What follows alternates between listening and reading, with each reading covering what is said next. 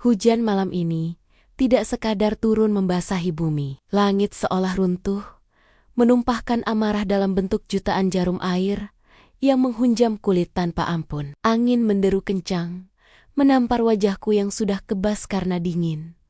Sementara trotoar beton di bawah kakiku tergenang air keruh setinggi mata kaki. Setiap langkah terasa berat, seberat beban di dada yang kian sesak. Payung lipat murah seharga Rp35.000 yang kubeli di minimarket simpang jalan tadi sudah menyerah kalah. Rangka besinya patah, dihajar badai 5 menit lalu, menyisakan kain nilon sobek yang tak lagi berguna melindungi tubuh. Gaun sifon berwarna krem satu-satunya, pakaian layak yang kusimpan untuk acara khusus kini melekat erat di tubuh. Basah kuyup, berat, dan berubah warna menjadi coklat kusam akibat cipratan lumpur dari ban kendaraan yang melintas tanpa peduli. Di hadapanku, gedung Grand Emerald berdiri angkuh membelah malam. Cahaya lampu kristal dari lobi menembus dinding kaca yang menjulang tinggi, memancarkan kehangatan berwarna emas yang terasa begitu jauh dari jangkauan. Di dalam sana, di balik kaca tebal kedap suara itu, keluarga besar suamiku sedang berpesta pora. Mereka merayakan promosi jabatan sepupu Raka, menikmati hidangan daging wagyu grade terbaik dan anggur mahal, tertawa lepas tanpa beban duniawi. Ponsel di dalam tas jinjingku bergetar pelan. Aku merogohnya dengan tangan gemetar, menatap layar yang retak di sudutnya. Pesan dari Raka yang masuk 10 menit lalu kembali terbaca. Setiap hurufnya menikam ulu hati lebih tajam daripada angin malam yang menusuk tulang. Jangan manja, Alina. Ojek online banyak, bensin Pajero itu mahal. Sayang kalau cuma dipakai jemput kamu, putar balik macet-macetan. Lagi pula, kamu kan orang kampung. Sudah biasa kena hujan, jangan bikin malu aku dengan datang terlambat. Aku menelan ludah yang terasa pahit, getir, menyebar di lidah. Orang kampung, gumamku lirih, mengulangi sebutan yang selalu disematkan Raka dan ibunya, setiap kali aku meminta sedikit perhatian atau hak sebagai istri. 2 tahun pernikahan ini telah mengajarkanku satu hal. Kesabaran adalah racun yang membunuh perlahan.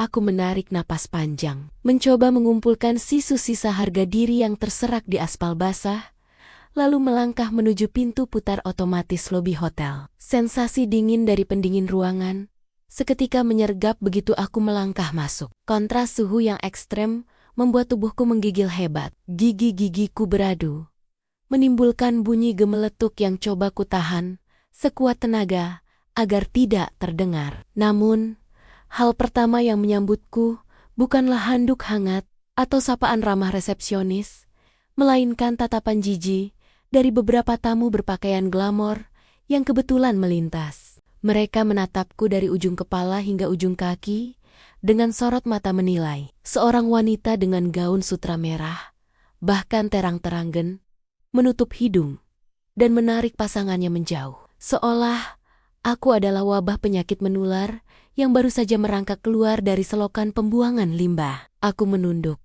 melihat jejak yang kutinggalkan. Lantai marmer pualam putih yang berkilau itu kini ternoda. Tetesan air hujan bercampur lumpur menetes deras dari ujung gaunku, menciptakan genangan kecil yang kotor di tengah kemewahan lobi bintang 5 ini. Rasanya aku ingin menghilang, tenggelam ke dalam bumi saat itu juga. Belum sempat aku mencari keberadaan suamiku, suara yang sangat aku hafal membelah keriuhan lobi. Suara cempreng yang selalu sukses membuat perutku mulas karena cemas.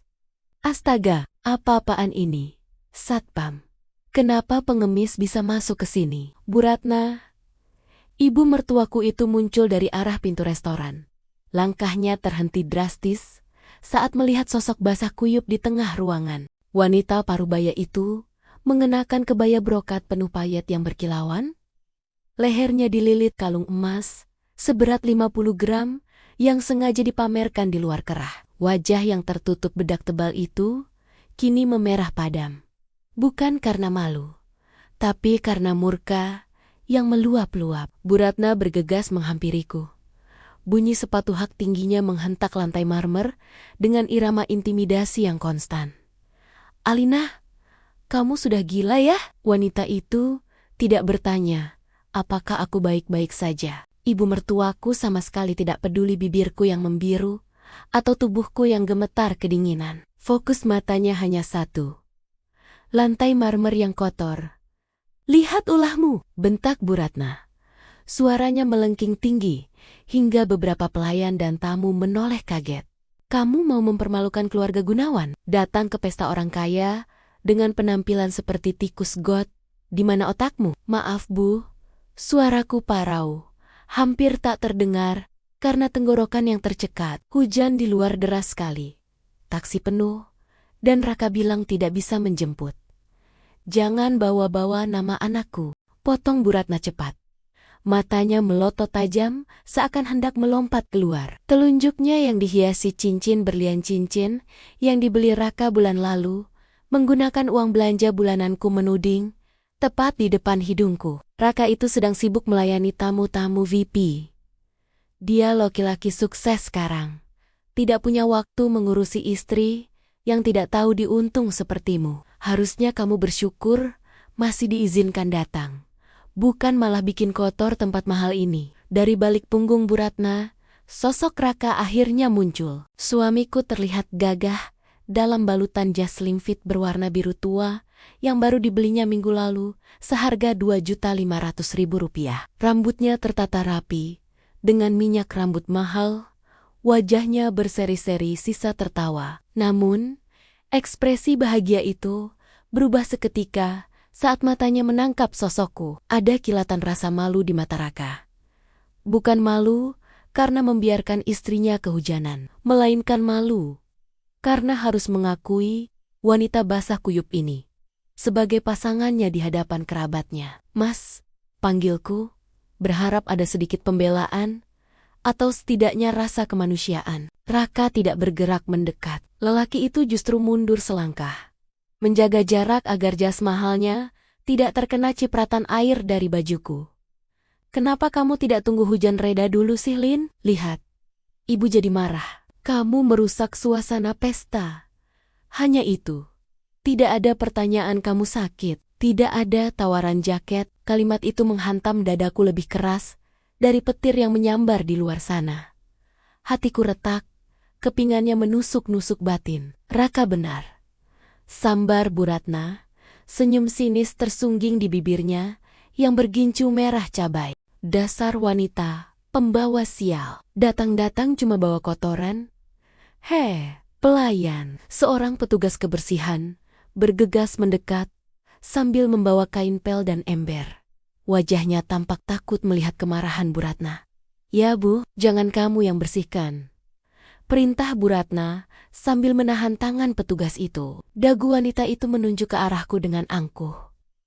"Biar dia yang bersihkan, biar dia tahu diri kalau posisinya di sini cuma menumpang." "Alina, ambil kain pel itu." Duniaku serasa berhenti berputar. Di hadapan puluhan pasang mata, di depan suami sahku sendiri, aku diperlakukan lebih rendah dari seorang pelayan. Darahku mendesir panas, naik ke ubun-ubun, berlawanan dengan dingin yang menusuk kulit. Harga diriku diinjak lumit-lumit di lantai marmer ini. "Tapi Bu," Raka mencoba bersuara, namun nadanya lemah, tanpa nyali. Suamiku takut pada ibunya melebihi apapun. "Diam kamu Raka, istrimu ini perlu diajar sopan santun. Kalau tidak mau, suruh dia pulang sekarang juga jalan kaki," ancam ibunya dengan nada final. Aku menatap Raka, menanti keberaniannya muncul. Namun, Raka lelaki yang berjanji melindungiku di altar 2 tahun lalu hanya menunduk dan membuang muka, berpura-pura sibuk membetulkan kancing lengan jasnya. Dia memilih ibunya, dia memilih egonya. Pesan itu jelas.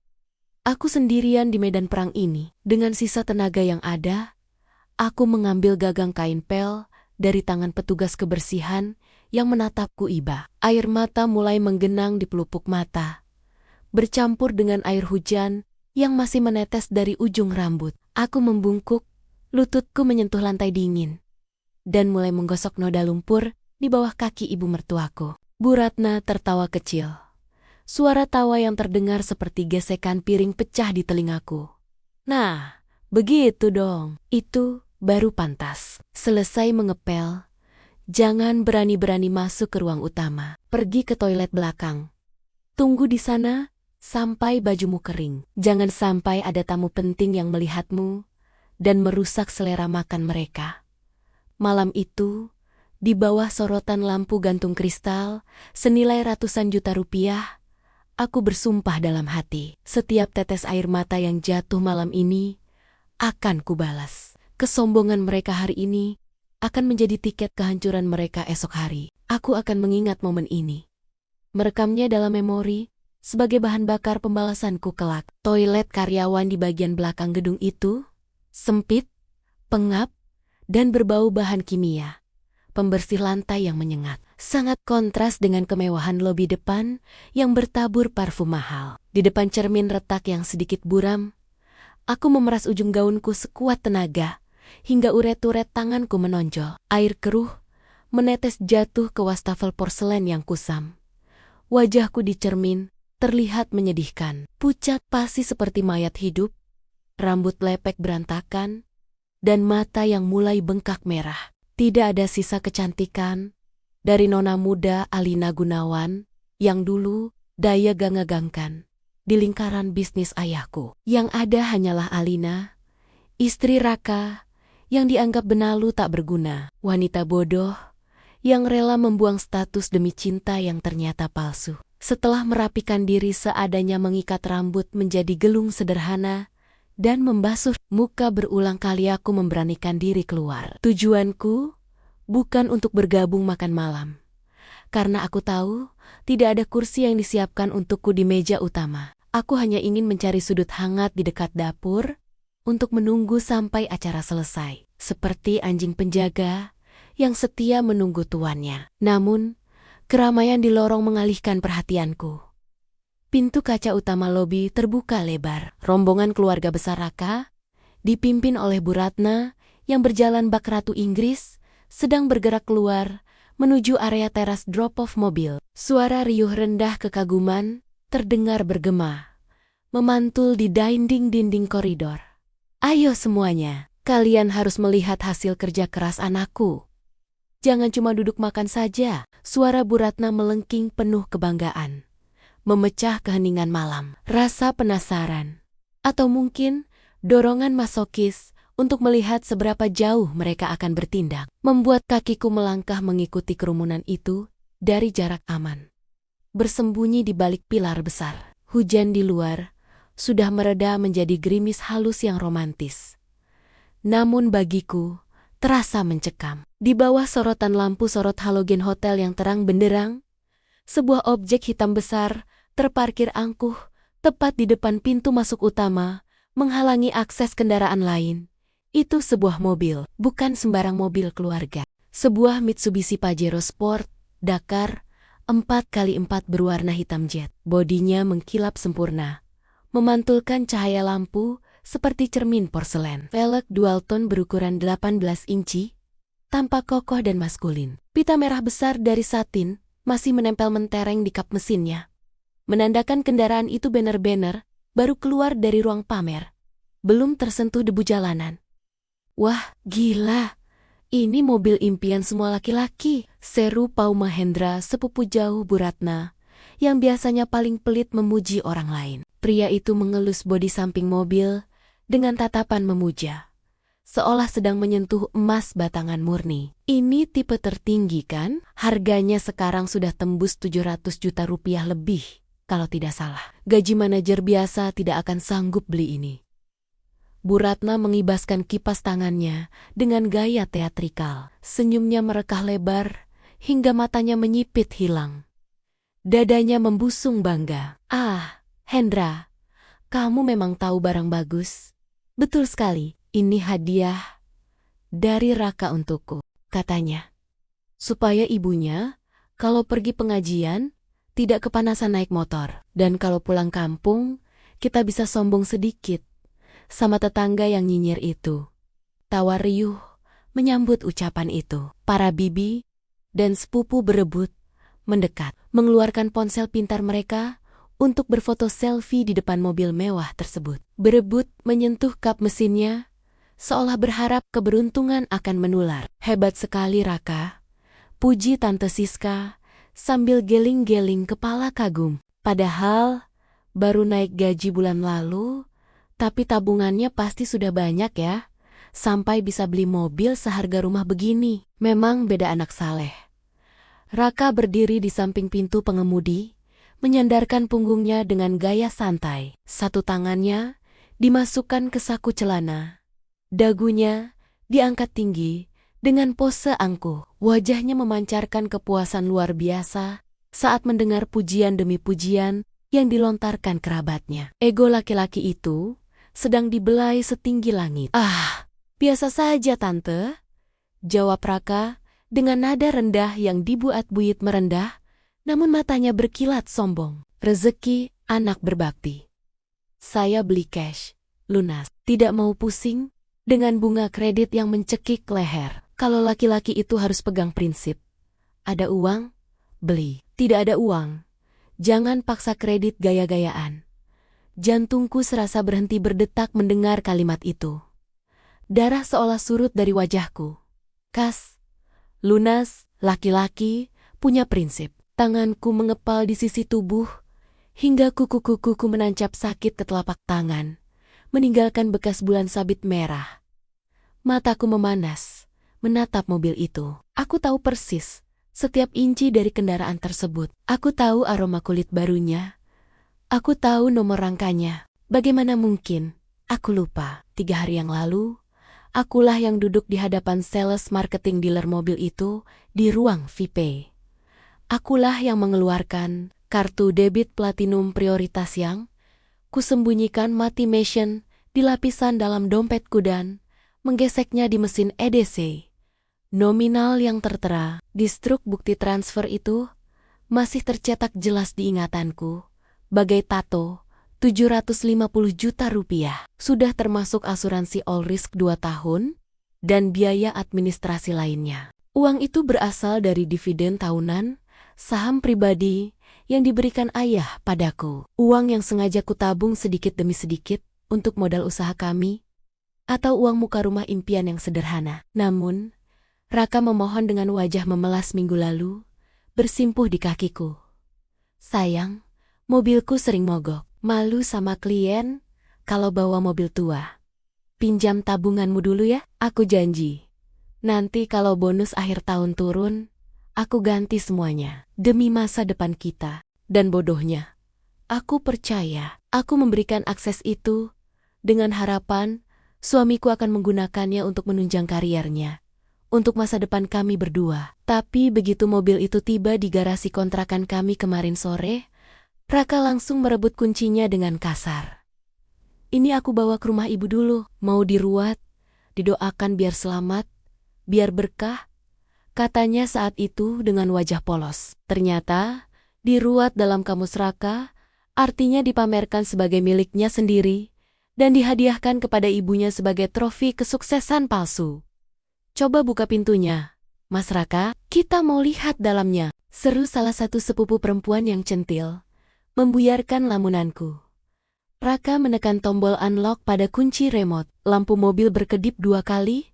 Spion terbuka otomatis dengan gerakan elegan. Bu Ratna langsung menyerobot masuk ke kursi penumpang depan, duduk, dan memancal-mantalkan tubuhnya di jok kulit premium itu. "Empuk sekali," teriak Bu Ratna dari dalam kabin. "Wangi kulit asli memang beda." "Aduh, Raka, kamu memang anak paling berbakti sedunia. Istri manapun pasti beruntung punya suami mapan sepertimu." "Oh ya, ngomong-ngomong soal istri." Bu Ratna menjulurkan kepalanya keluar jendela mobil, matanya memindai kerumunan, hingga berhenti tepat di tempatku berdiri di pojok gelap teras. Tatapan wanita itu berubah tajam, penuh penghinaan yang menusuk. "Hei, Alina, sini kamu!" Semua kepala sontak menoleh ke arahku. Raka tampak terkejut melihatku ada di sana. Wajahnya sedikit pucat, takut aku akan berteriak membocorkan rahasia tentang siapa pembeli sebenarnya. Aku melangkah maju perlahan, berusaha menegakkan kepala meski hatiku hancur lebur menjadi debu. Lihat itu, kata Bu Ratna lantang, menunjukku dengan dagunya seolah menunjuk tumpukan sampah. Istri macam apa kamu? Suami sukses beli mobil seharga 3/4 miliar rupiah, kamu malah kucel kayak gembel begini. Sadar diri Alina, kamu itu cuma benalu di hidup Raka. Tidak menyumbang 1 rupiah pun. Bisanya cuma menghabiskan beras. Bu Ratna menepuk dashboard mobil itu dengan bangga. Lihat mobil ini, istri benalu tak pantas pakai mobil mewah. Apalagi duduk di dalamnya. Nanti joknya kotor, kena bajumu yang bau apek itu. Kamu nanti pulang naik angkot saja, jangan harap bisa menumpang di sini. Para kerabat tertawa mencemooh. Suara tawa mereka berdengung di telingaku. Raka, yang tahu kebenarannya, yang tahu uang siapa yang dipakai untuk membeli mobil itu, hanya diam. Lelaki itu memalingkan wajah, pura-pura memeriksa ban mobil, membiarkan ibunya mengginiakinjak harga diriku di depan umum, tanpa pembelaan sedikit pun. Saat itulah, sesuatu dalam diriku patah, bukan kesedihan, melainkan sise, rasa hormat dan cintaku pada mereka. Aku menatap Pajero hitam itu, lalu menatap Raka dan Bu Ratna bergantian. Tatapanku berubah dingin. Nikmatilah panggung sandiwara kalian malam ini, bisikku dalam hati. Suara batinku terdengar menakutkan, bahkan untuk diriku sendiri. Karena saat tirai ini kututup nanti, kalian bahkan tidak akan mampu membeli bensin 1 liter pun untuk menyalakan mesin mobil itu. Malam ini, Alina yang sabar dan penurut telah mati, terkubur bersama hujan yang mulai reda. Pesta terus berlanjut. Rombongan keluarga besar itu kembali bergerak masuk ke dalam restoran Grand Emerald, bagaikan sekumpulan semut yang menemukan gula. Aroma daging panggang berbalut saus jamur truffle dan wangi mentega cair menguar dari pintu ganda yang terbuka. Menggelitik perutku yang belum terisi sejak siang tadi. Rasa lapar itu ada, namun tertutup oleh gumpalan rasa mual yang bercokol di kerongkongan setiap kali melihat punggung tegap Raka yang berjalan mendahului tanpa menoleh sedikit pun. Aku berjalan di urutan paling belakang, sengaja menjaga jarak agar tidak ada lagi insiden mengotori pemandangan yang bisa memicu amarah Bu Ratna saat memasuki ruang VIP, sebuah ruangan pribadi luas dengan dinding berlapis wallpaper emas dan lampu gantung kristal. Mataku menyapu sekeliling. Meja panjang berbentuk persegi panjang telah ditata dengan sangat apik. Taplak meja sutra putih bersih, serbet merah marun yang dilipat menyerupai bunga teratai, serta deretan gelas kristal yang berkilauan ditimpa cahaya. Kursi-kursi berukir Jepara tampak gagah mengelilingi meja itu. 1, 2, 3. Aku menghitung dalam hati. Ada 20 kursi. Tamu yang hadir berjumlah 19 orang, termasuk aku. Seharusnya ada 1 kursi kosong. Namun, saat aku hendak melangkah menuju satu-satunya kursi yang tersisa di ujung meja, kursi yang paling jauh dari posisi utama tangan, Bu Ratna bergerak lebih cepat. Wanita itu meletakkan tas tangan branded miliknya, tas seharga 40 juta rupiah yang kwitansinya pernah kutemukan di saku celana Raka di atas kursi tersebut. Maaf ya, ucap Bu Ratna dengan nada yang dibuat-buat manis, tapi matanya memancarkan kelicikan. Kursi ini buat taruh tas-tas kami. Takut kotor kalau ditaruh di lantai. Kamu tahu kan, tas Tante Siska dan tas ibu ini harganya mahal. Tidak boleh kena debu sedikit pun. Aku terdiam, mematung di samping meja. Lalu saya duduk di mana, Bu? Tanyaku pelan, berusaha menahan getaran di suara. Bu Ratna mengedikkan bahu acuh tak acuh, lalu menunjuk ke sudut ruangan dekat pintu dapur, tempat para pelayan biasanya meletakkan nampan kotor. Di sana, ada sebuah bangku plastik kecil tanpa sandaran, jenis bangku yang biasa dipakai di warung pinggir jalan. Di situ saja. Lagi pula, baju kamu basah dan bau apek. Kalau kamu duduk di kursi ukir ini, nanti busanya lembab dan berjamur. Sayang kan? Biaya ganti joknya saja bisa 5 juta rupiah per kursi. Kamu punya uang segitu? Tawa kecil terdengar dari beberapa sepupu Raka. Mereka menutup mulut dengan serbet, menyembunyikan seringai mengejek. Raka, suamiku, sedang sibuk menuangkan air mineral ke gelas ibunya.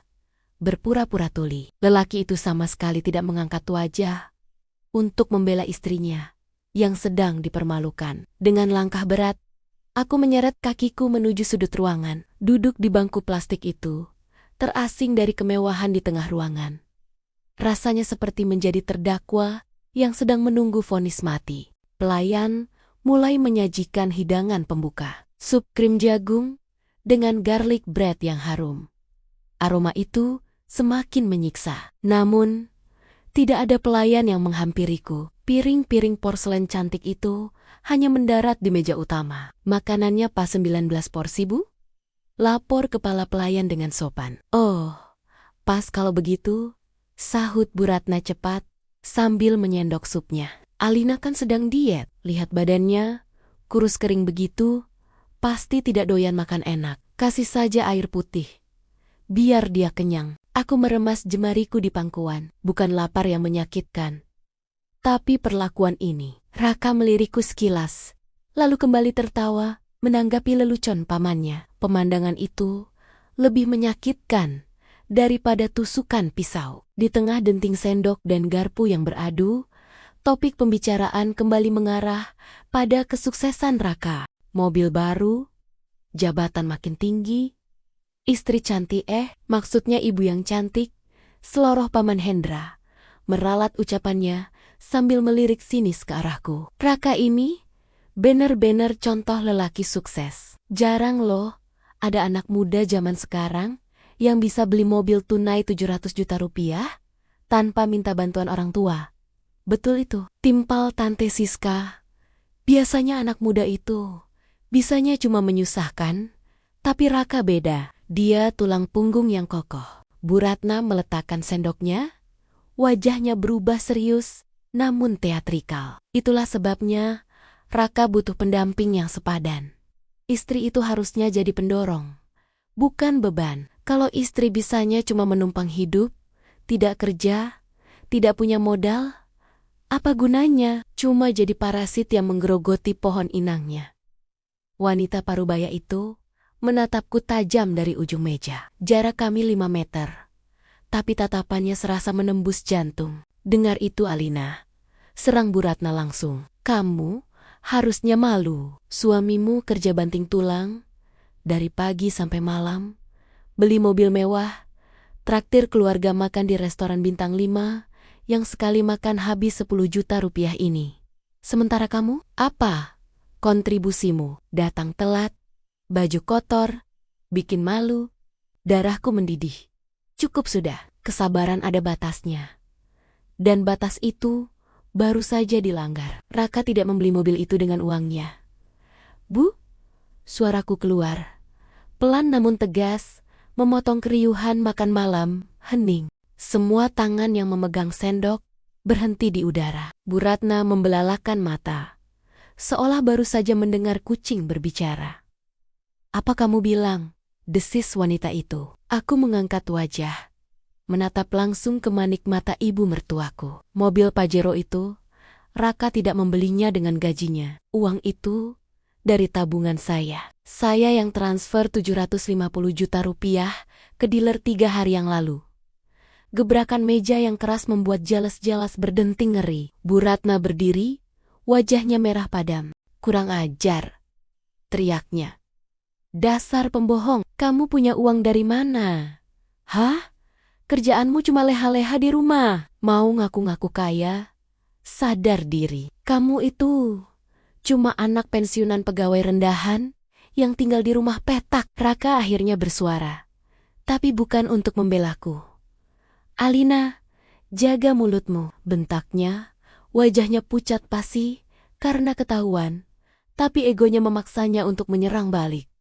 Jangan ngarang cerita di depan keluarga. Aku tidak mengarang, Mas. Bukti transfernya ada di ponselku. Tantangku merogoh tas. Cukup. Bu Ratna melempar serbetnya ke lantai. Napas wanita itu memburu. Dengar ya, sekalipun kamu punya uang yang saya yakin itu pasti hasil mencuri. atau menipu itu tetap uang suami. Istri itu milik suami, harta istri ya, harta suami. Kamu tidak berhak sombong. Bu Ratna melangkah mendekat, telunjuknya hampir menusuk mataku. Dasar tidak tahu diuntung, sudah ditampung, dikasih makan, masih berani melawan. Istri benalu tak pantas bicara soal harta. Kamu itu cuma parasit, kalau bukan karena Raka kasihan memungutmu 2 tahun lalu, kamu mungkin sudah mati kelaparan di jalanan. Kata-kata itu berdengung di telingaku. Parasit, benalu, dipungut. Aku menatap Raka, menanti kejujuran keluar dari mulutnya. Tapi suamiku itu hanya memalingkan wajah, memilih menyelamatkan wajahnya sendiri daripada kehormatan istrinya. Di detik itu, rasa lapar dan dingin lenyap. Yang tersisa hanyalah api dingin yang membakar di dalam dada. Mereka bukan keluarga. Mereka adalah kumpulan serigala berbulu domba yang siap menerkam siapa saja yang dianggap lemah. Dan malam ini, mereka salah memilih mangsa. Ketegangan di ruang VIP itu begitu pekat, hingga rasanya bisa diiris dengan pisau. Napas Bu Ratna masih memburu setelah ledakan amarahnya barusan. Para kerabat lain saling berbisik, menatapku dengan campuran rasa jijik dan kasihan. Seolah aku adalah orang gila yang baru saja meracau tentang kekayaan fiktif. Aku kembali duduk di bangku plastik. Menundukkan kepala, bukan karena takut, melainkan untuk menyembunyikan senyum getir yang mulai terukir di bibir. Tunggu saja, batinku. Tiba-tiba, pintu ganda ruang VP terbuka perlahan. Suara engsel yang berderit pelan memecah keheningan yang canggung. Semua mata sontak tertuju ke arah pintu. Seorang pria paruh baya berdiri di ambang pintu. Penampilannya sangat sederhana. Bahkan bisa dibilang terlalu sederhana untuk tempat semewah Grand Emerald. Lelaki itu mengenakan kemeja batik lengan pendek, bermotif coklat tua, yang warnanya sudah sedikit pudar, termakan usia. Celana kain hitamnya terlihat kedodoran, dan di kakinya terpasang sandal kulit tua yang sudah tipis solnya. Rambutnya yang memutih disisir rapi ke belakang, dan wajahnya yang dihiasi kerutan usia memancarkan aura tenang namun lelah. Di tangannya, ia memegang sebuah payung hitam basah yang airnya menetes menggenangi karpet merah di pintu masuk. Maaf, suara pria itu terdengar berat dan serak, namun sopan. Matanya yang teduh menyapu seisi ruangan, mencari seseorang. Apakah ini ruangan keluarga Gunawan? Keheningan melanda sesaat, sebelum akhirnya pecah menjadi gelombang tawa tertahan dan decak lidah yang meremehkan. Ya ampun, keamanan hotel ini bagaimana sih? Celetuk Tante Siska dengan suara nyaring, sengaja agar terdengar. Tadi ada tikus got masuk, sekarang ada sopir taksi nyasar. Apa standar hotel ini sudah turun jadi selevel warteg? Bu Ratna, yang amarahnya belum mereda sepenuhnya, mendapatkan sasaran baru untuk melampiaskan emosinya. Wanita itu melangkah maju dengan dagu terangkat, menatap pria tua itu dari atas ke bawah, seolah sedang melihat tumpukan sampah yang harus segera dibuang. "Hei, Pak Tua!" seru Bu Ratna kasar. "Kamu siapa? Mau minta sumbangan?" "Salah tempat. Ini acara privat orang kaya, bukan dinas sosial. Keluar sana." Pria itu tidak tampak tersinggung. Wajahnya tetap datar, namun ada kilatan tajam di matanya yang tersembunyi di balik kacamata bacanya. "Saya bukan meminta sumbangan. Saya mencari putri saya. Katanya dia ada di sini."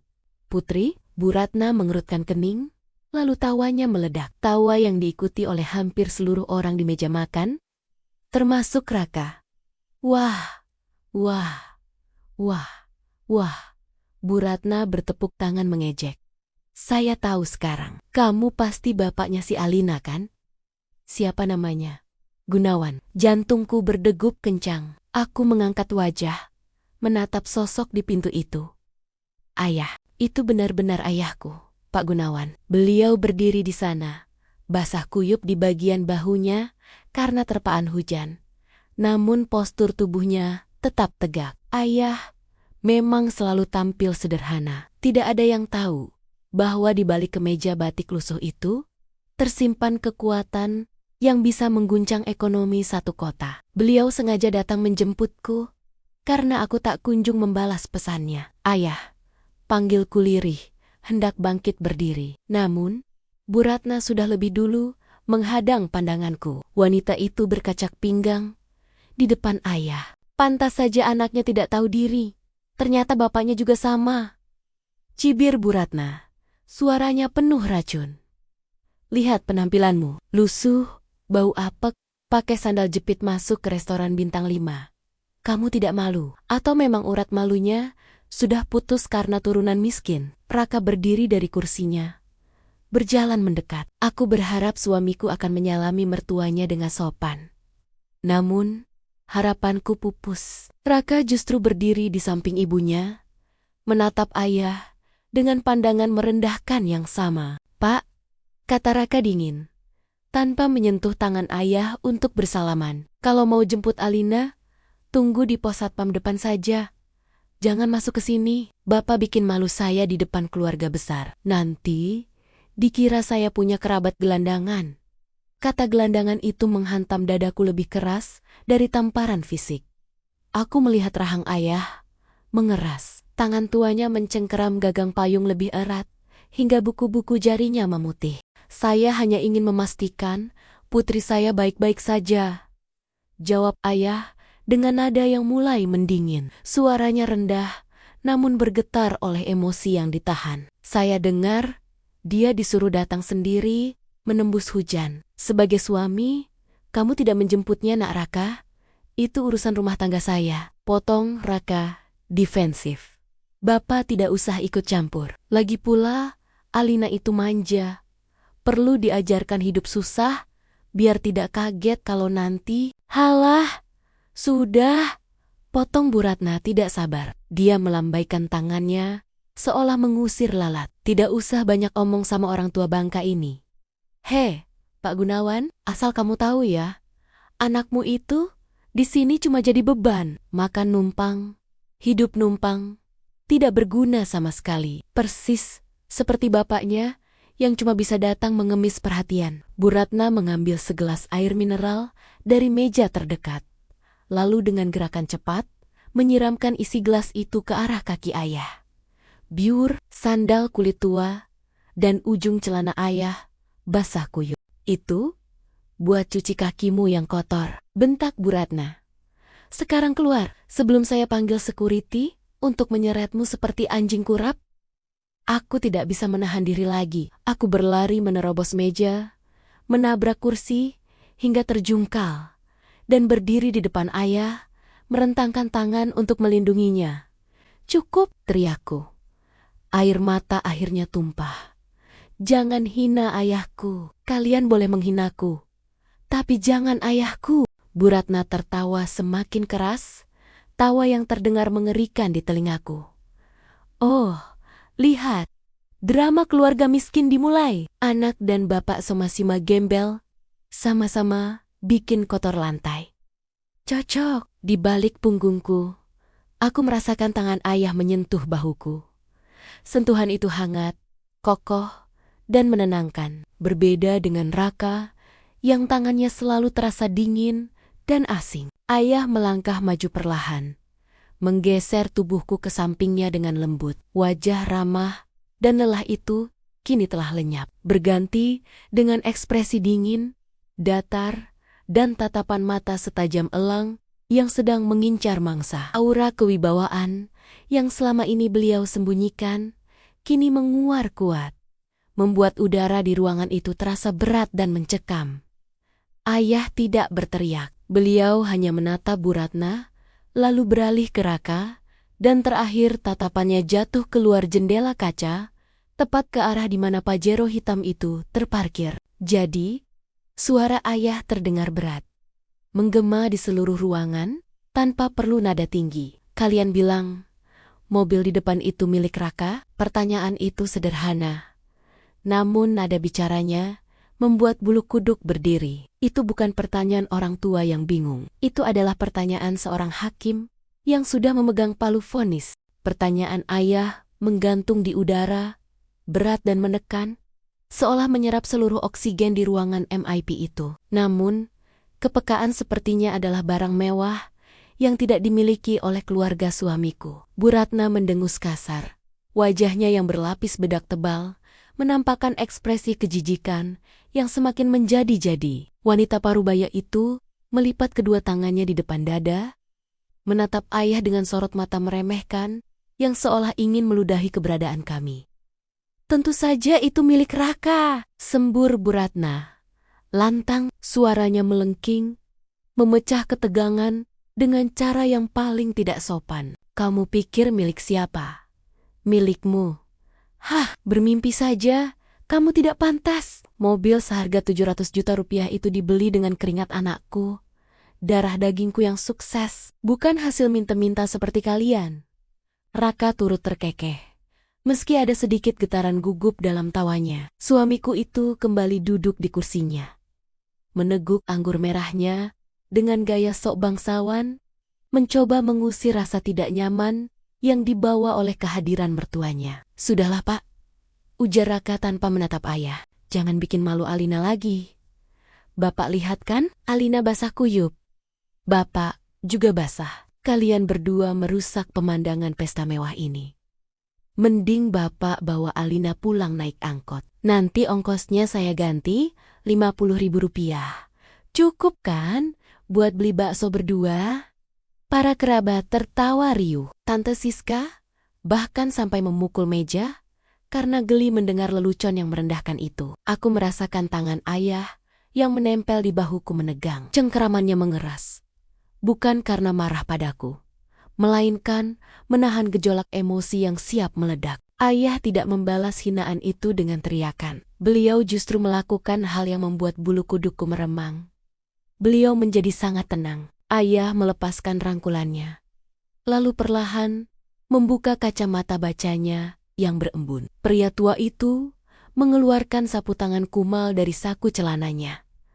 Mengelap lensa kacamata dengan gerakan lambat dan terukur. Wajah lelah yang tadi kulihat saat beliau masuk, kini lenyap tak berbekas. Garis-garis keriput di wajah ayah seolah menajam. Rahangnya mengeras. Sorot matanya yang biasanya teduh dan penuh kasih sayang, kini berubah menjadi tatapan dingin, sedingin es di kutub utara. Itu adalah tatapan yang sangat kuingat, tatapan yang sama saat ayah memimpin rapat direksi raksasa belasan tahun lalu. Sebelum beliau memutuskan pensiun dan hidup sederhana demi ketenangan jiwa. Raka, panggil ayah pelan. Suaranya datar, tanpa intonasi, namun getarannya merambat masuk ke tulang sumsum. Saya bertanya sekali lagi, apakah kamu yakin mobil itu, Pajero Sport hitam di depan sana, adalah milikmu?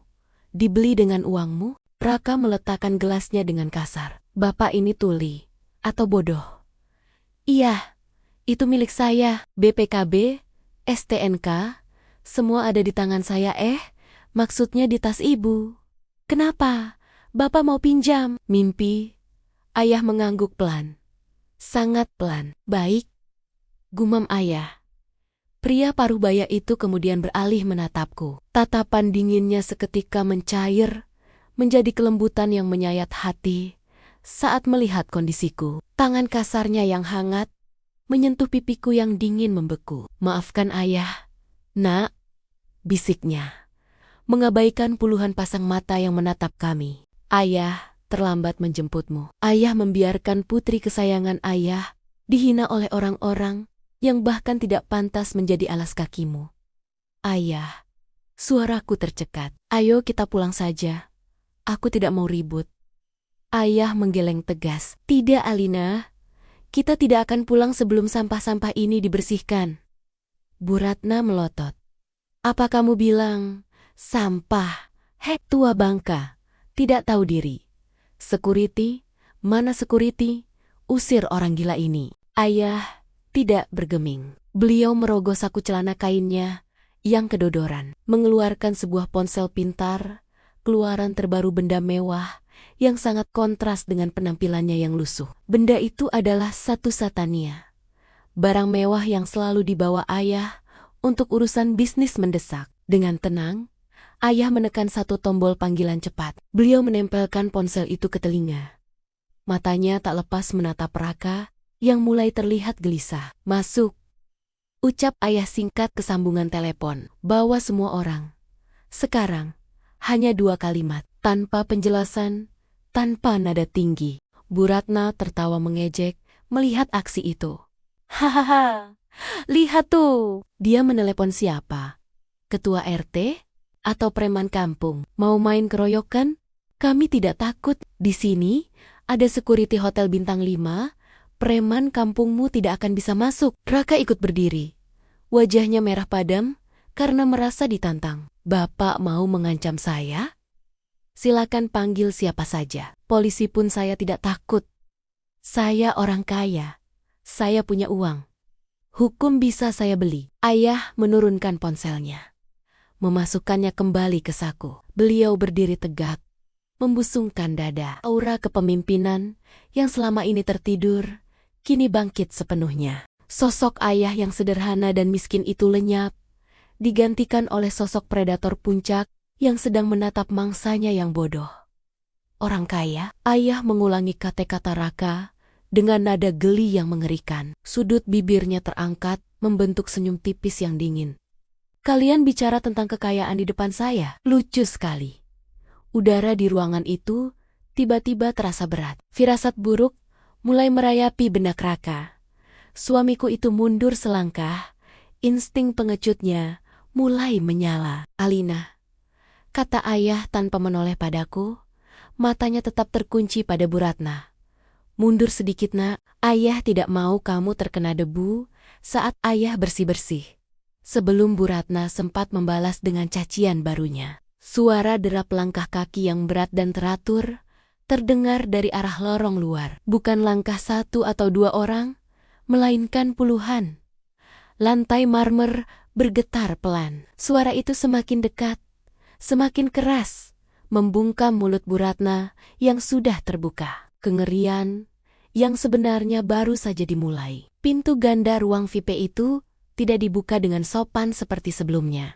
Pintu itu didorong terbuka lebar-lebar dengan kekuatan penuh, menghantam dinding dengan bunyi bam yang keras, hingga membuat figura lukisan di dinding bergetar miring. Semua orang di meja makan terlonjak kaget. Tante Siska menjerit kecil, menjatuhkan garpu peraknya ke lantai. 3 orang pria bertubuh tegap melangkah masuk dengan formasi segitiga. Mereka mengenakan setelan jas hitam custom made yang membalut otot-otot kekar, kemeja putih licin, dan dasi hitam rapi. Di telinga masing-masing terpasang earpiece transparan, dan kacamata hitam menyembunyikan tatapan mereka. Di belakang 3 orang itu, belasan pria berjas serupa berbaris memenuhi koridor, memblokir seluruh akses keluar. Aura yang mereka pancarkan bukan aura preman pasar, melainkan aura profesionalitas yang mematikan. Ini adalah tim keamanan tingkat tinggi, jenis pasukan yang biasa mengawal presiden atau konglomerat kelas kakap. Raka ternganga, mulutnya terbuka lebar, namun tidak ada suara yang keluar. Bu Ratna memucat, bedak tebalnya tidak mampu menutupi ketakutan yang merambat naik ke wajahnya. Pria yang berada di posisi paling depan sosok tinggi besar, dengan bekas luka tipis di dagu melangkah cepat menuju kami. Ia mengabaikan Raka, mengabaikan Bu Ratna, dan mengabaikan seluruh tamu yang gemetar ketakutan. Pria itu berhenti tepat 2 langkah di depan ayah. Dengan gerakan patah-patah yang sangat disiplin, ia membungkukkan badannya 90 derajat penuh. Sikap hormat yang sempurna. "Tuan besar," sapa pria itu dengan suara bariton yang tegas dan penuh hormat. "Maaf, kami terlambat 3 menit. Tim Alpha siap menerima perintah." Keheningan yang menyusul adegan itu begitu sunyi, hingga suara tetesan air dari baju ayah ke lantai terdengar jelas. Bu Ratna melotot hingga matanya hampir keluar. "Tuh, Tuan besar," gagap wanita itu. Suaranya bergetar hebat. "Siapa yang kamu panggil Tuan besar? Dia ini cuma orang miskin. Dia sopir taksi." Pria berjas itu menegakkan tubuh, lalu menoleh ke arah Bu Ratna. Tatapannya di balik kacamata hitam membuat nyali ibu mertuaku ciut seketika. Jaga bicara Anda, Nyonya, atau saya akan pastikan mulut itu tidak bisa berbicara lagi. Ayah mengangkat tangan kanannya sedikit, memberi isyarat agar pengawalnya tenang. Bram, panggil ayah pelan. Siap, Tuan, jawab pria bernama Bram itu sigap. Ayah menunjuk ke arah meja makan, tepatnya ke arah tas tangan Bu Ratna yang diletakkan di atas kursi-kursi yang tadi dilarang untuk kududuki. Di dalam tas wanita berbaju merah itu, kata ayah dengan nada datar yang menusuk, ada kunci mobil Pajero Sport? Ambil kuncinya. Bram tidak bertanya. Tidak ada keraguan sedetik pun. Laksanakan. Bram memberi isyarat mata. Dua pengawal lain langsung bergerak maju menuju Bu Ratna. Heh, jangan sentuh, jerit Bu Ratna histeris, mendekap tasnya erat-erat. Ini perampokan. Tolong, ada rampok, Raka. Tolong ibu. Raka mencoba memberanikan diri. Hei, siapa kalian? Saya laporkan polisi. Jangan main hakim sendiri. Salah satu pengawal hanya menepis tangan Raka dengan mudah, seolah menepis lalat, membuat suamiku terdorong mundur dan jatuh terduduk di lantai dengan tidak elit. Diam, atau kami patahkan tanganmu, desis pengawal itu. Bu Ratna meronta-ronta seperti orang kesurupan saat tasnya ditarik paksa. Namun, tenaga wanita tua yang biasa hidup enak itu tidak ada apa-apanya dibandingkan tenaga terlatih para pengawal ayah. Dalam hitungan detik, tas itu sudah berpindah tangan. Pengawal itu merogoh tas, mengeluarkan kunci mobil Pajero, dan meletakkannya di telapak tangan Bram. Tas mahal itu kemudian dilempar sembarangan ke lantai. Tepat di depan kaki Bu Ratna, Bram berjalan kembali ke arah ayah, lalu dengan dua tangan menyerahkan kunci itu. Kunci sudah diamankan, Tuan. Ayah mengambil kunci itu menimang Nia sebentar. Beliau menatap Raka yang masih terduduk di lantai dengan wajah pucat pasi. Mobil ini, ujar ayah dingin, dibeli dengan uang putriku. Uang yang saya berikan padanya. Jadi, ini milik putriku, bukan milikmu, bukan milik ibumu. Tapi, Raka mencoba menyanggah. Namun suaranya tercekat di tenggorokan. Ayah memasukkan kunci itu ke saku celana Alina, lalu kembali menatap Bram. Perintah selanjutnya meluncur dari bibir ayah. Lebih tajam dan lebih kejam dari sebelumnya. Dan satu lagi, Bram. Siap, Tuan. Ayah menyapukan pandangannya ke seluruh ruangan, menatap satu persatu wajah kerabat Raka yang tadi ikut menertawakan kami. Tatapannya berhenti pada Bu Ratna yang kini menangis meraung-raung di lantai. Usir mereka dari gedung ini. Sekarang, Bram mengangguk tegas. Ia berbalik menghadap pasukannya. Kalian dengar perintah Tuan Besar. Kosongkan ruangan ini. Syarat mereka keluar dari area hotel. Tunggu, Anda tidak bisa begitu, teriak Paman Hendra panik. Mencoba menggunakan logika. Kami penyewa ruangan ini. Kami bayar mahal. Kami tamu hotel. Ayah tertawa kecil. Tawa yang kering dan tanpa humor. Tamu. Di hotel milik saya, kalimat itu bagaikan bom atom yang meledak di tengah ruangan. Milik Bapak, bisik Tante Siska. Wajahnya memutih seperti kertas. Belum sempat mereka mencerna informasi itu, para pengawal sudah bergerak. Tidak ada lagi sopan santun. Mereka menarik kursi, memaksa para tamu berdiri. Paman Hendra yang mencoba melawan langsung dipiting tangannya ke belakang. Makanan-makanan mewah di meja terguling jeles-jeles, pecah berantakan. Keluar, bentak para pengawal itu. Raka, lakukan sesuatu, jerit Bu Ratna saat dua pengawal memegang lengan kanan dan kirinya, menyeretnya keluar seperti karung beras. Kakinya menendang-nendang udara. Sepatu hak tingginya terlepas satu. Raka, suamiku yang malang, ditarik kerah jas mahalnya oleh Bram. Kakinya terseret di lantai karpet. Matanya menatapku dengan tatapan memohon. Alina, sayang, bilang sama bapakmu, ini salah paham. Aku hanya berdiri diam di samping ayah, menatap pemandangan itu dengan hati yang beku. Tidak ada rasa kasihan. Yang ada hanya rasa lega yang luar biasa. Bawa mereka ke jalanan, perintah ayah lagi. Suaranya mengatasi kebisingan jeritan dan tangisan keluarga Raka.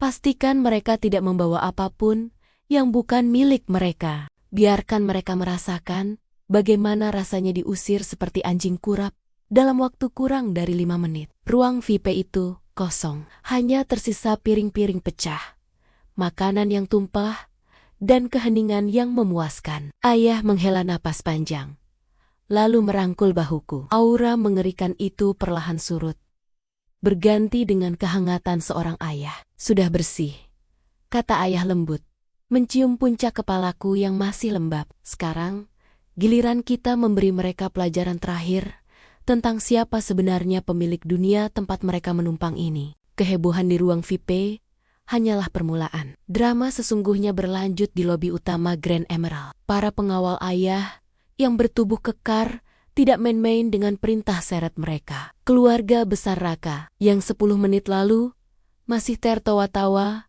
sambil menikmati hidangan pembuka seharga ratusan ribu rupiah per piring, kini digiring paksa melewati koridor marmer bak tahanan kriminal. Aku berjalan perlahan di samping ayah, mengikuti dari belakang dengan langkah tenang. Bram berjalan di sisi kami, menjadi tameng hidup yang memastikan tidak ada satupun dari keluarga Raka yang bisa mendekat atau menyentuhku lagi. Sesampainya di lobi, para pengawal itu melepaskan cengkeraman mereka. Raka, Bu Ratna, Paman Hendra, dan kerabat lainnya terhuyung-huyung, beberapa bahkan jatuh terduduk di lantai yang dingin.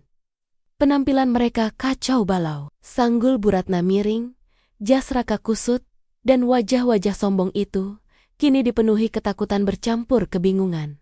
Apa-apaan ini? Ini pelanggaran hak asasi, teriak Paman Hendra, berusaha merapikan kemejanya yang berantakan.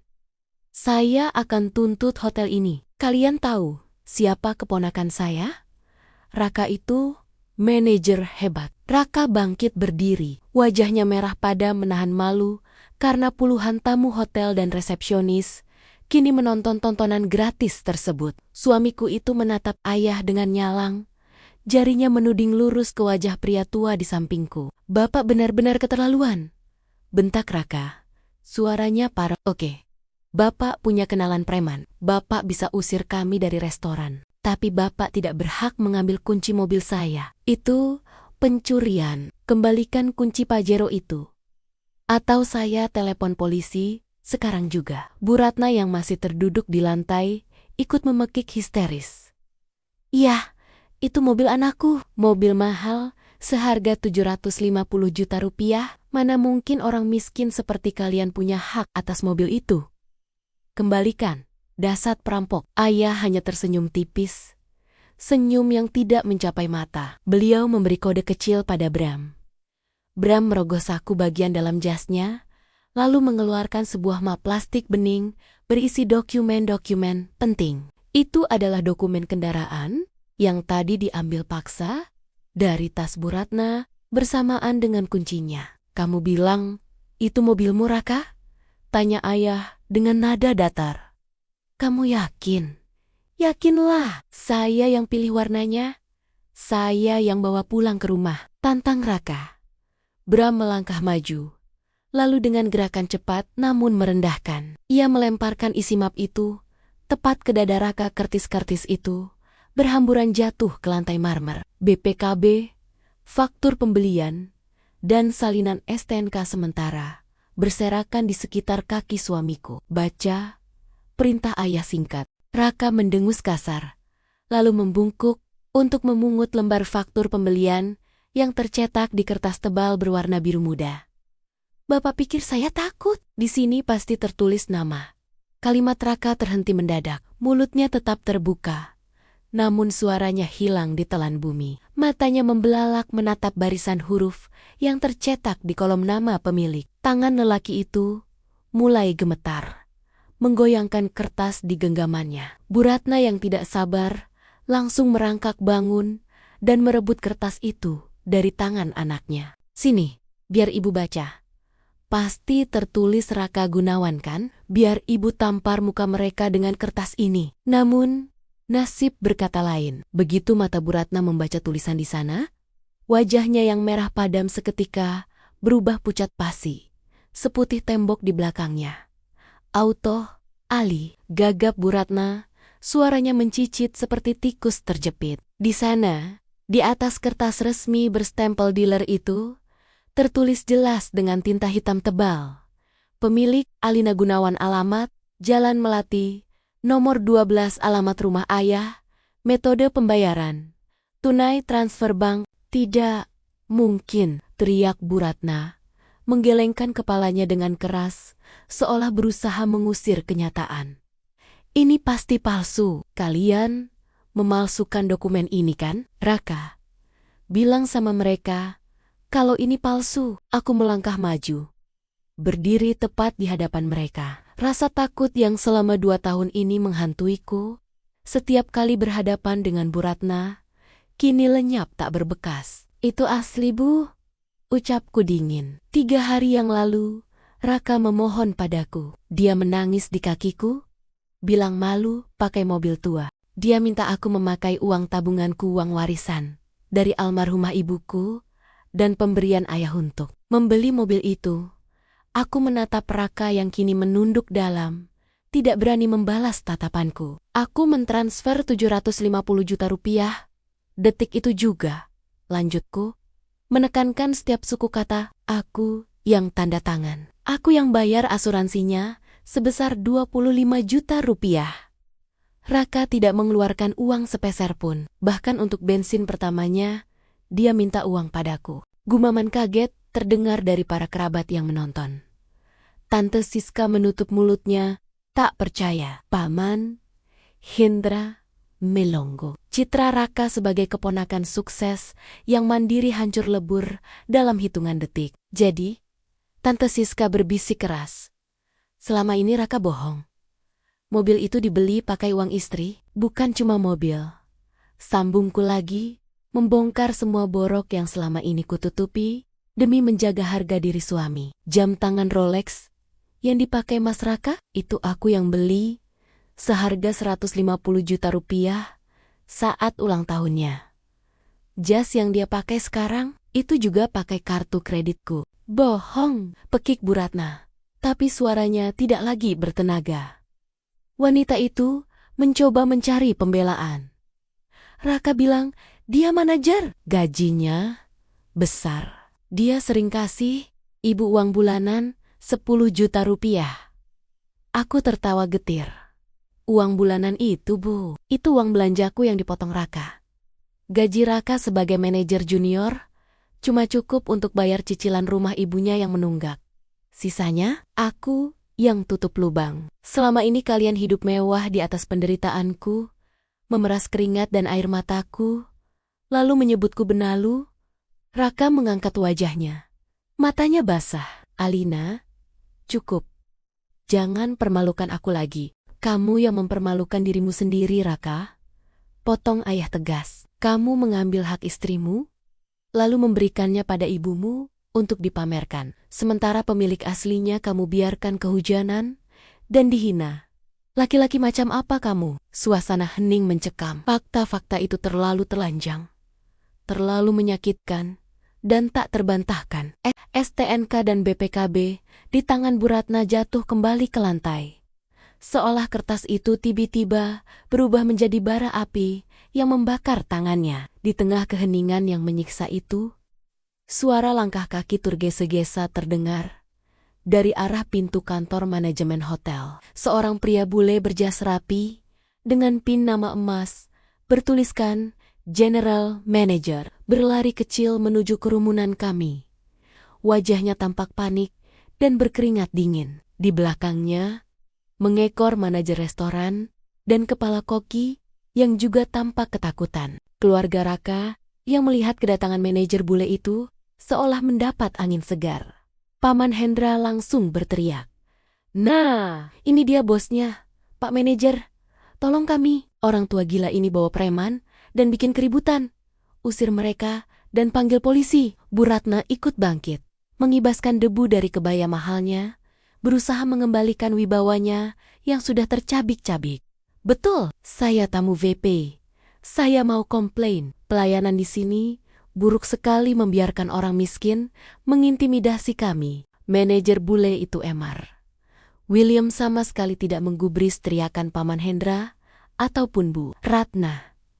Pria itu terus berlari lurus. Matanya terkunci pada satu sosok, ayahku. Begitu sampai di hadapan ayah, Mr. William melakukan hal yang membuat rahang semua orang di sana jatuh ke lantai. Pria asing itu membungkukkan badannya 90 derajat, sangat dalam dan sangat hormat. Lalu menahan posisi itu selama beberapa detik. "Selamat malam, Pak Komisaris Utama," ucap Mr. William dalam bahasa Indonesia yang fasih. Suaranya bergetar penuh hormat dan ketakutan. "Maafkan kelalaian saya baru mendapat kabar dari kantor pusat kalau Bapak datang inspeksi mendadak. Saya benar-benar minta maaf tidak menyambut Bapak di lobi." "Dunia seakan berhenti berputar bagi keluarga Raka, Komisaris Utama," bisik Raka. Matanya melotot menatap ayah yang masih berdiri santai dengan kemeja batik lusuhnya. Ayah menatap Mr. William datar. "William, saya tidak sedang inspeksi. Saya datang menjemput putri saya yang diperlakukan seperti sampah di hotel saya sendiri." Hotel Bapak?" Bu Ratna mundur selangkah. Kakinya lemas hingga ia harus berpegangan pada pilar marmer. Mr. William menegakkan tubuh, lalu menatap tajam ke arah stafnya. "Kalian semua buta.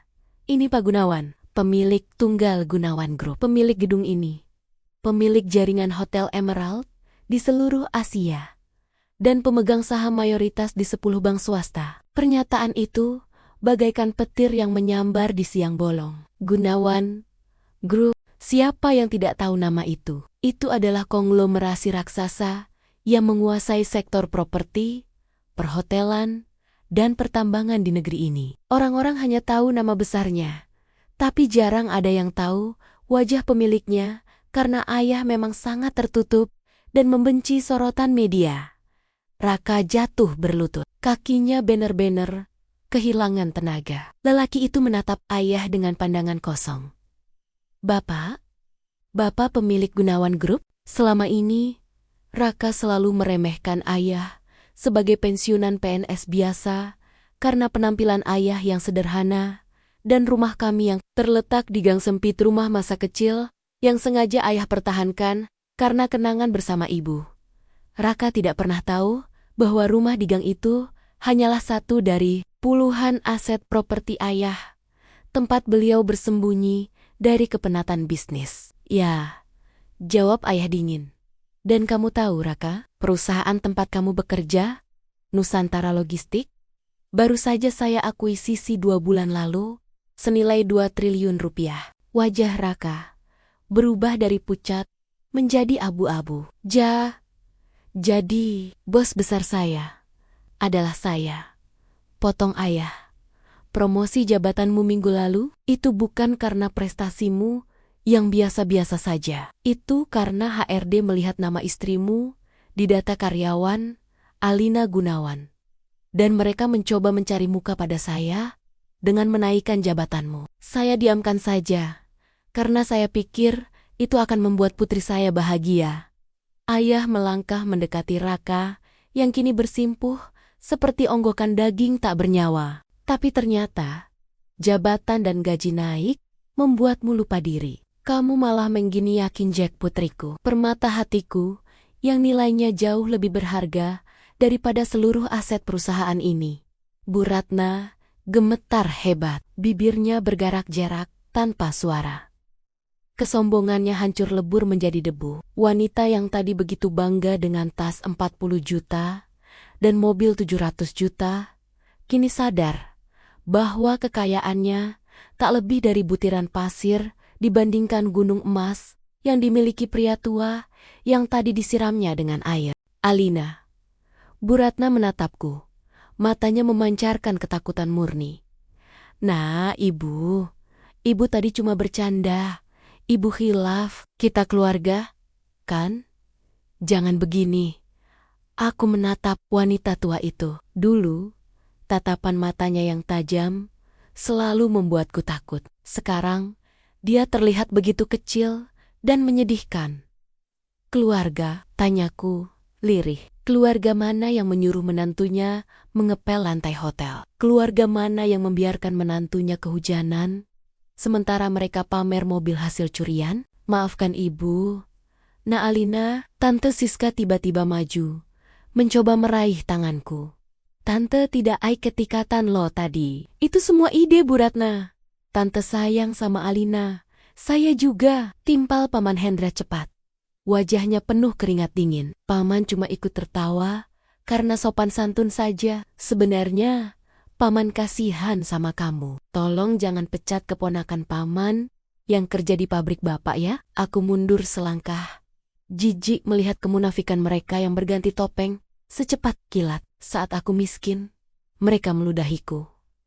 Saat tahu aku kaya, mereka menyembahku. William, panggil ayah. Siapa? Pastikan wajah-wajah ini. Ayah menunjuk rombongan keluarga Raka. Masuk dalam daftar hitam seluruh properti Gunawan Group.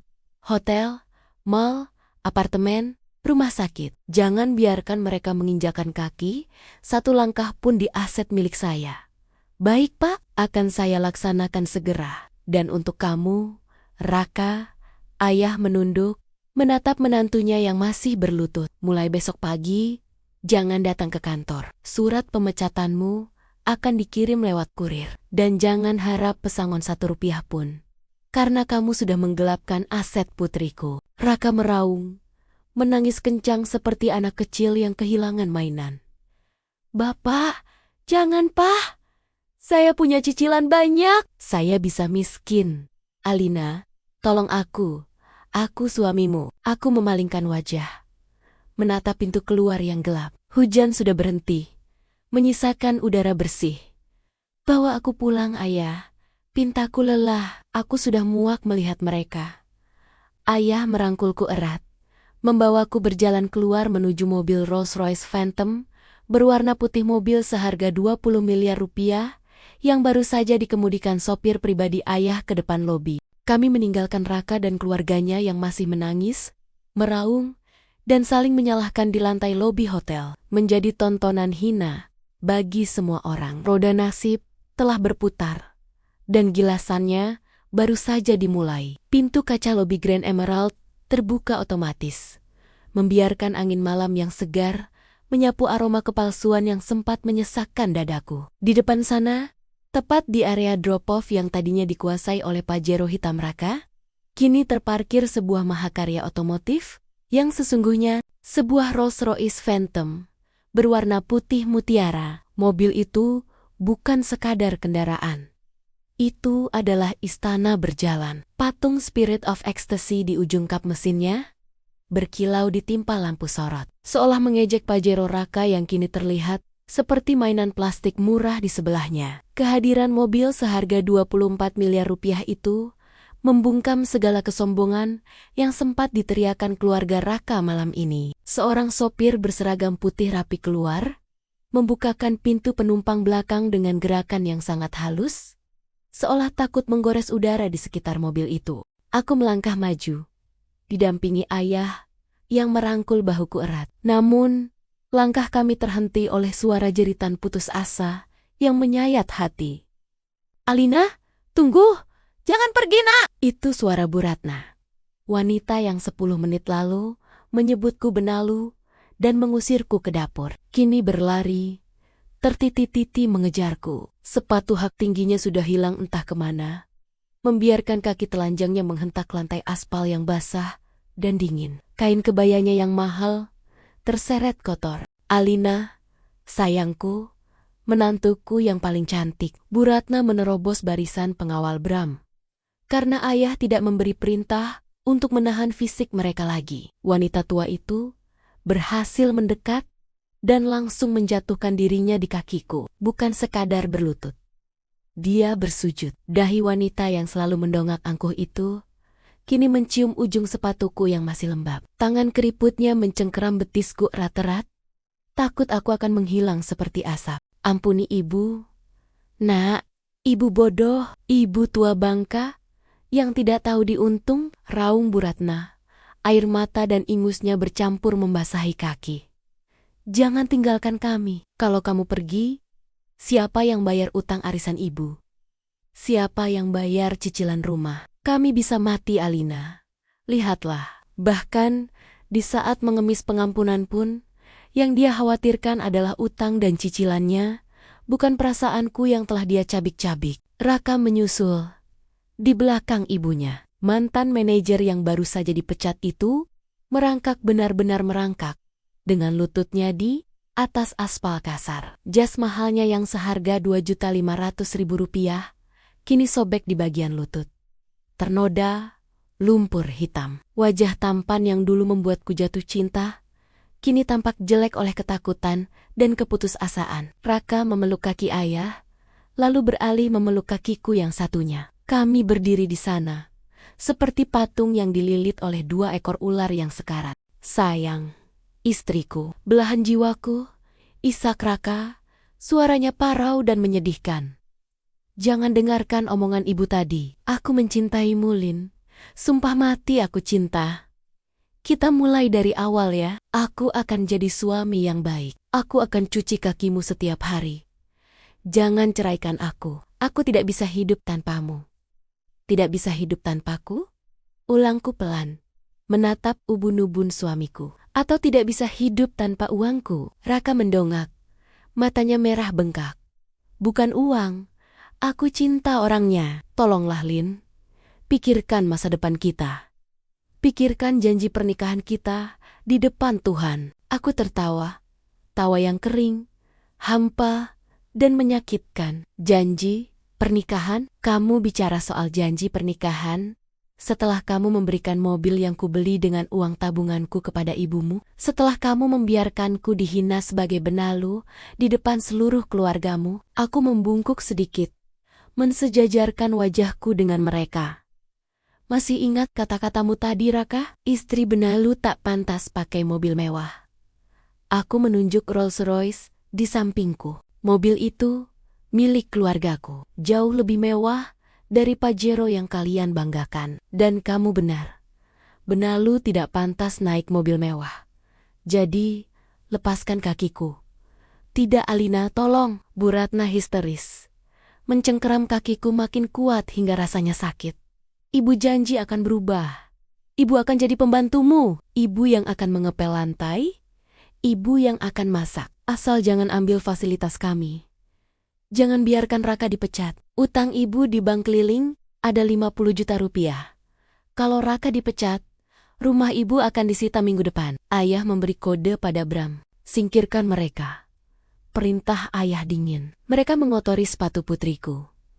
Bram dan 2 pengawal lainnya langsung bergerak.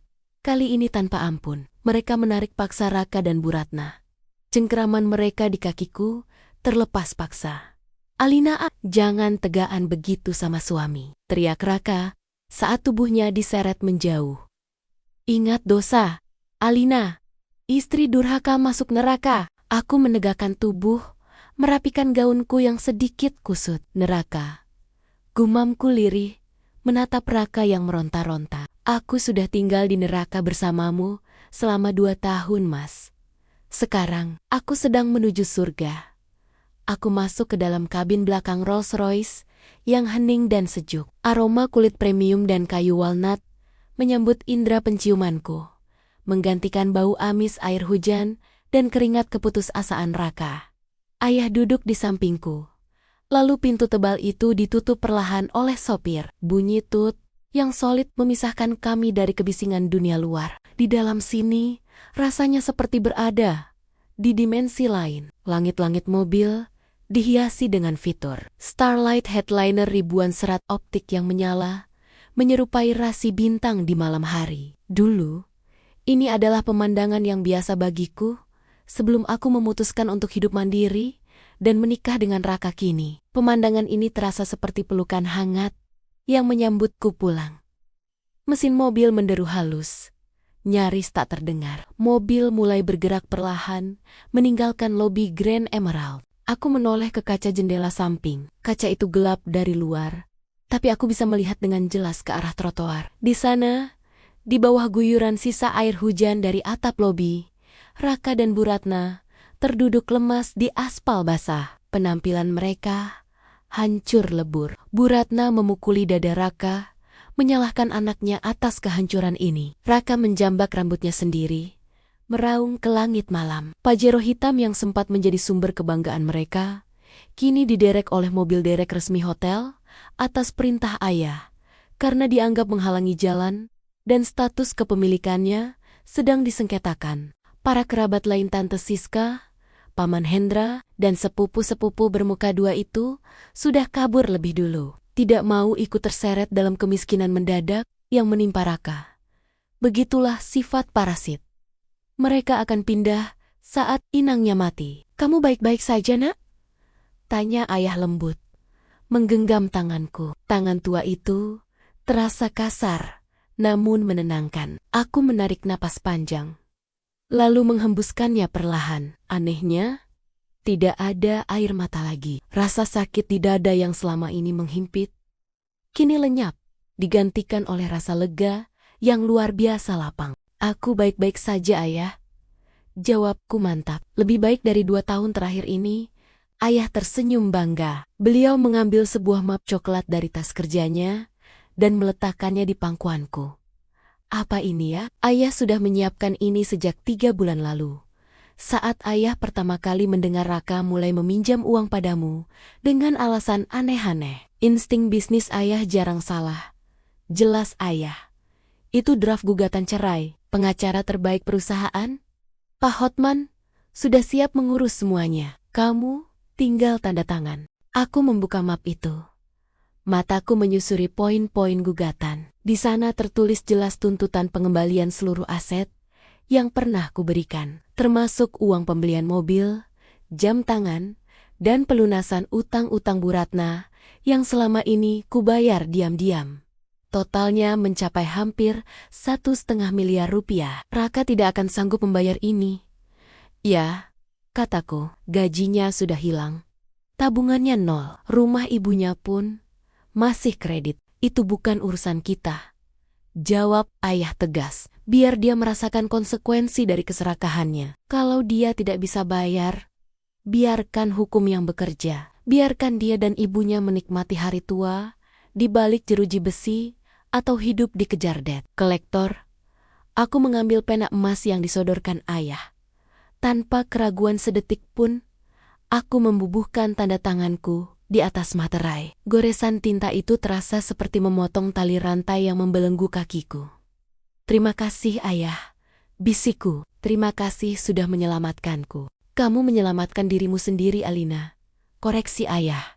"Kamu bertahan, kamu sadar, dan kamu berani melawan." Ayah hanya menyediakan panggungnya.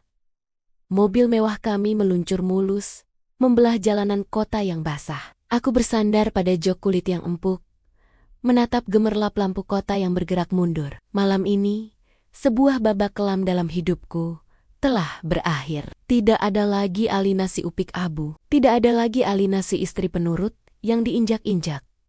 Dan soal Raka serta Bu Ratna, mereka hanyalah sejarah. Benalu yang telah kucabut dari akarnya dan kubuang ke tempat sampah, tempat di mana mereka seharusnya berada sejak awal. Mulai besok, matahari akan terbit untukku, Alina Gunawan, pewaris tunggal yang telah kembali bertahta.